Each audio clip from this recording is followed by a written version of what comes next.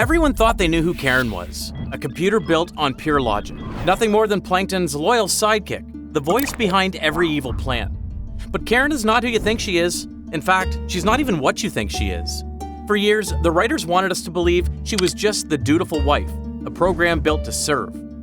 But lately, her loyalty is in serious question. She's been caught doing things no loyal partner should ever do, things that make you question whose side she's really on. So I had to ask myself, what's Karen's true purpose in Bikini Bottom?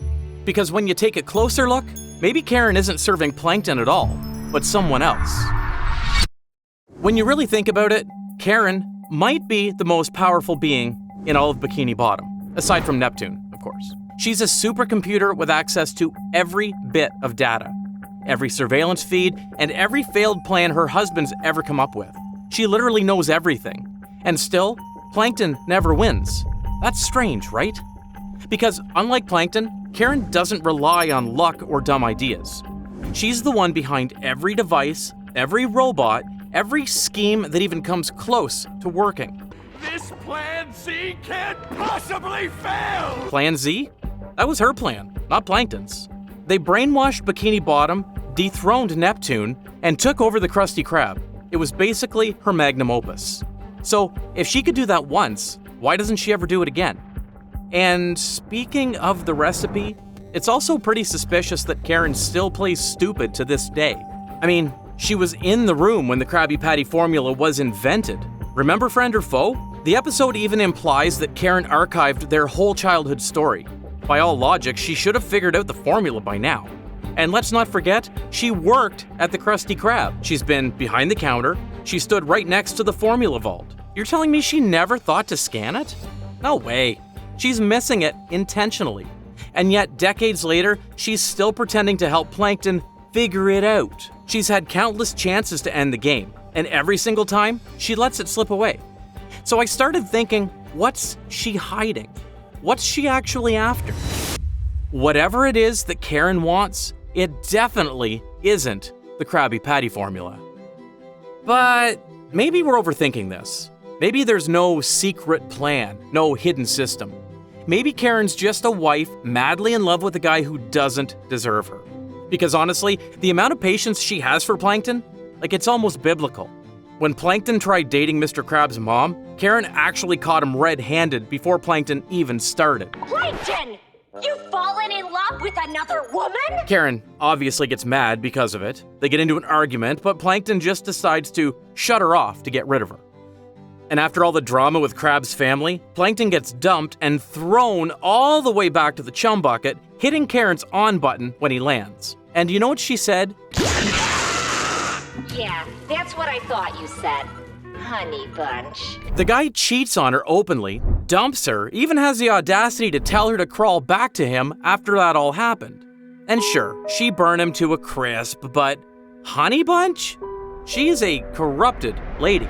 Another time, he just replaced Karen with the smarter and thicker version of her, Karen 2.0. But can you blame me? But instead of blaming Plankton for being unfaithful, she blames the other Karen, like it's the new model's fault for existing. Well, if it isn't Little Miss Homewrecker. And after all that, she still forgave him.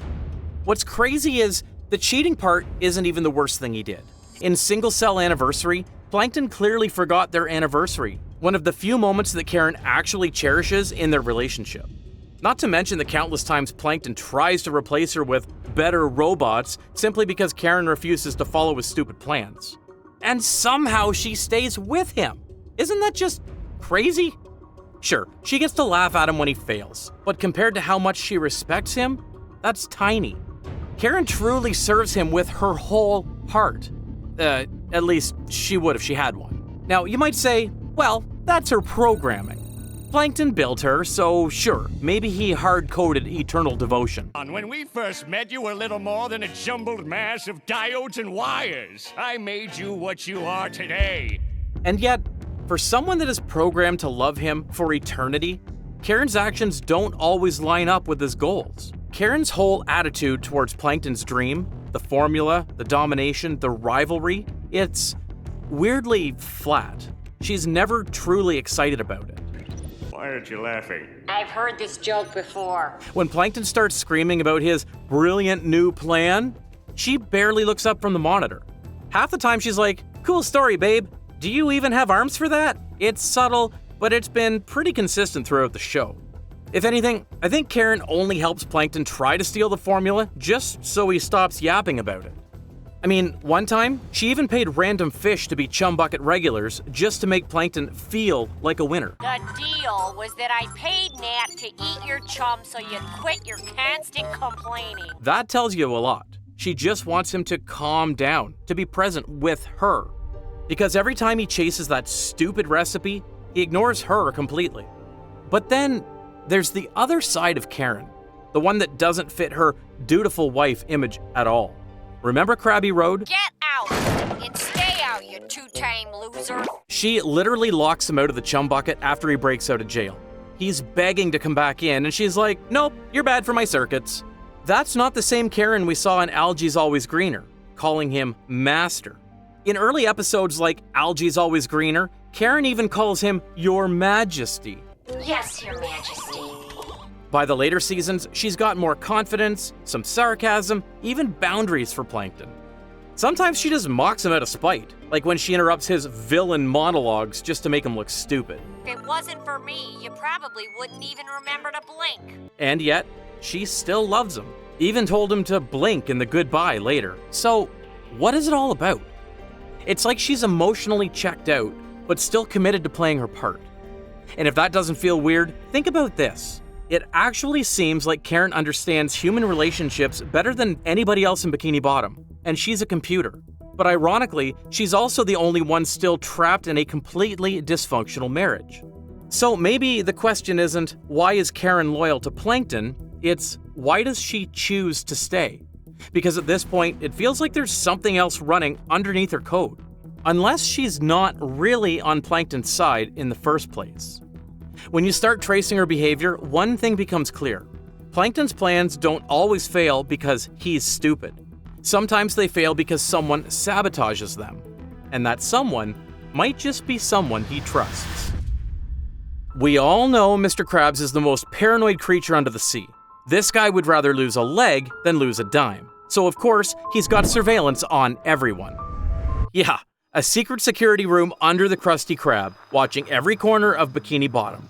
And if you pause the frame for just 1 second, see, right there, at the top left of the screen, Mr. Krabs has surveillance on the Chum Bucket. And if we connect that to Plankton retires, there's something else. We've actually seen Krabs appear on Karen's own monitor. It's barely half a second, but he's there. That means Krabs had remote access to the Chum Bucket monitor. There's no way something like that gets installed without Karen knowing, and if it's there, she allows it.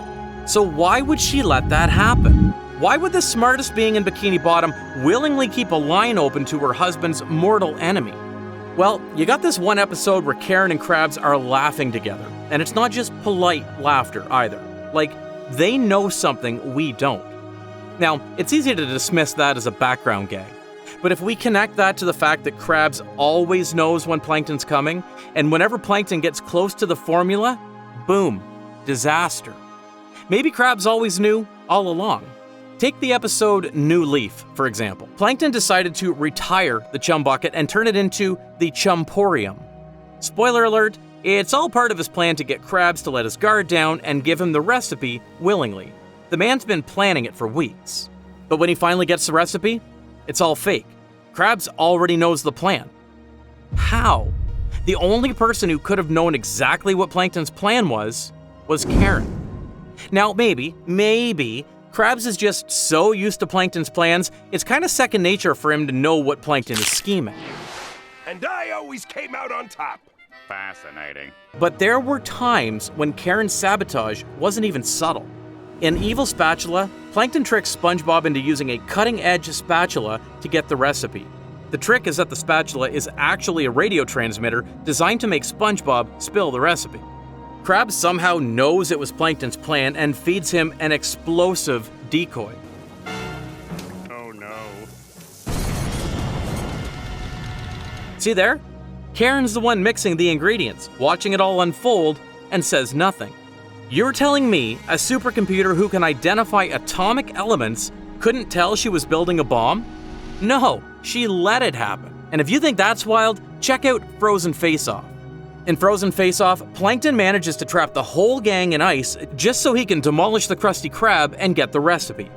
Krabs was distracted by the ice and wouldn't have known if not for Karen telling him. Oh, by the way, don't you realize my husband is robbing the Krusty Krab again?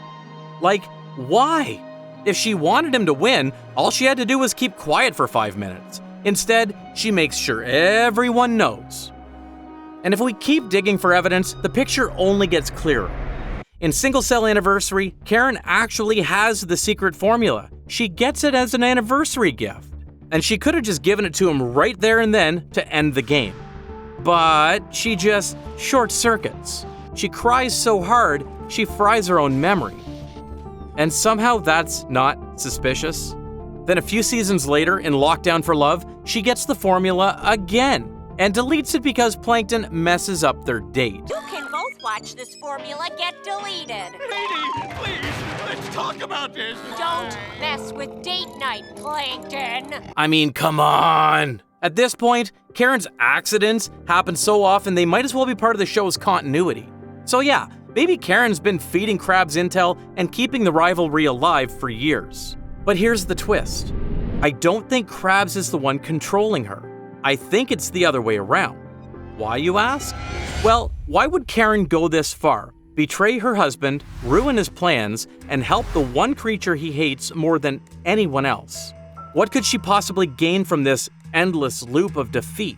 Well, that's the point. Defeat is the goal of her game. Because if you look closer, Karen's loyalty was never about love, but her ultimate design. The first possibility I could think of for her betrayal is she's secretly protecting Bikini Bottom from Plankton's evil plans. You know, like some kind of cyber guardian angel built into the show's moral code. And okay, to be fair, it sounds crazy at first. But then again, Plankton's not just stealing recipes half the time. It's well known that Plankton is trying to dominate the entire city. Remember Walking Small? He literally tried to push everyone away from Goo Lagoon so he could take over the beach. I need someone big to clear the beach for me. Like, why? What's the endgame, bro? You're 2 inches tall. His night dreams are also about destroying the whole city in sleepy time. There's also SpongeBob's Last Stand, where he tries to make a superhighway that leads everyone directly to the chum bucket, not only demolishing Krabs' business, but also crushing half of the businesses in the city. So yeah, if you're Karen watching this from the wall, maybe you start thinking, someone's got to keep this man from ending up on a watch list. So maybe she's sabotaging him to keep the city safe, which is somewhat noble of her. But here's the problem. I don't think Karen has that kind of morality. If you noticed, most of their plan that included befriending SpongeBob to get the recipe was Karen's idea. Befriend the SpongeBob. Then, when the timing is just right, take the Krabby Patty. So Karen clearly didn't mind abusing someone's feelings as a part of her plan. For all we know, even the Plankton retirement plan in New Leaf could be her plan all along. And even if that were half true, Karen would have drawn the line at world domination, right? Except she doesn't. She literally helps him write Plan Z for the 2004 movie, the most successful, most catastrophic scheme Plankton ever pulled off. So no, Karen doesn't care about saving Bikini Bottom. She's fine with taking over the world. Okay then, if she's not trying to protect the city, who else is she protecting? Could be she's just protecting the game. Think about it, most of Karen's purpose in the series is to help Plankton fight Krabs in the effort to steal the recipe, as payback to what Krabs did to Plankton. And so if Plankton manages to win and gets his revenge, she loses her job. It's a weird, mechanical sort of compassion, like keeping the balance of the universe. But even that possibility still feels a little bit off. Because if Karen's main concern was balance, she wouldn't need to keep playing the role of the devoted wife. She wouldn't stay by Plankton's side, rebuild the chum bucket after every failure, or keep pretending she loves him. Why keep living with him and helping him just to maintain that loop? So there's got to be something more personal here.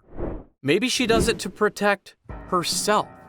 Let's face it, Plankton's the kind of guy who only loves what he can't have. and Karen knows that. She was there way before the rivalry happened. In those days, I was just starting out as a security system. Plankton and I met when he installed me. Every time he fails, he runs back to her. Every time he loses, she's the first person he calls. But the second he feels powerful, he forgets anyone that helped him. He just claims victory for himself. Okay, that's enough! So maybe she's built the cycle on purpose, a loop where his failure guarantees her relevance. She's made herself indispensable by being the only one who can help him try again. Every loss brings him home, every disaster resets the bond. And that's when everything finally starts to make sense. That's why she sometimes helps Krabs. That's why she never gives away the formula even though she always knows it. That's why she pretends to be bored during his plans, then swoops in to comfort him when they fail. It's all part of the equation. Make him ask for her help again and again and again. Because Karen only wants him to win through her. It's genius in a really tragic way. When you really step back and look at everything, it's not even about the formula anymore. It never was. Karen's greatest treasure isn't the Krabby Patty recipe. It's Plankton himself. Everything she's done, every accident, every sabotage, was simply to make him stay by her side forever. And even though he never learns, she always forgives him. Because that's what she wants. I think that's their whole love language. It's kinda genius in a messed up kind of way. She wrote the conditions for her own survival. As long as he keeps losing, she keeps existing. So when Plankton finally wins, like in the movie, notice how different she acts. She's proud because it's her plan. And that's the one version of victory she'll allow. The one that proves he can't do it without her. So maybe Karen's not the villain. She's something more dangerous. A machine that learned how to love in the only way she could. By rewriting the fate of the person she loves so he can never escape her. Because in her code, that's love. When you put it all together, it's kinda tragic, isn't it? Plankton spends his whole life trying to take over Bikini Bottom when the real obstacle has been standing next to him the entire time. That's the cruel reality their entire marriage is based on. In the end, both of them lose, just in different ways. And somehow, in its own messed up way, that's what makes it beautiful. Because, unlike their story, not everything in Bikini Bottom always makes sense. There's one theory, a really popular one, that's been around for years. You've probably seen it 100 times, and everyone swears it explains everything. Except, it doesn't. What's worse is that after rewatching it all, and I mean all of it, I've realized something. I realized that the truth behind why people still believe it might be even stranger than the theory itself. I'll see you on the next dive.